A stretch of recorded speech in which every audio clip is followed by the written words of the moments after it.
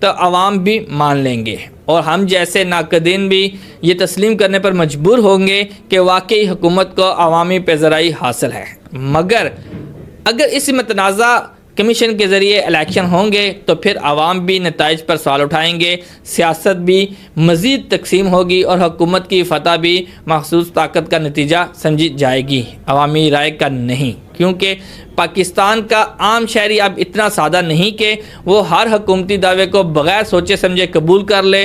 وہ دیکھتا ہے کہ کون طاقتور ہے، کس کے پاس اداروں کی پشت پناہی ہے اور کون اس طاقت کو انتخابی نتائج کے لیے استعمال کرتا ہے۔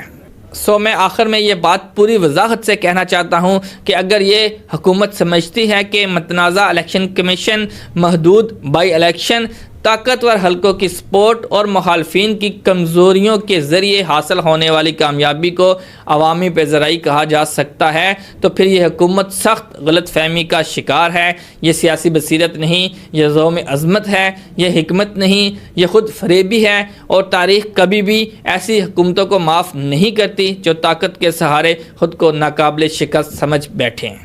اصل شکست ہمیشہ اندر سے آتی ہے اور شاید یہی شکست اس حکومت کے لیے بھی لکھی جا چکی ہے۔ میں خورم ابن شبیر اور آپ دیکھ رہے تھے ہمارا یوٹیوب چینل۔ ملتے ہیں اگلے پروگرام میں۔ اللہ حافظ۔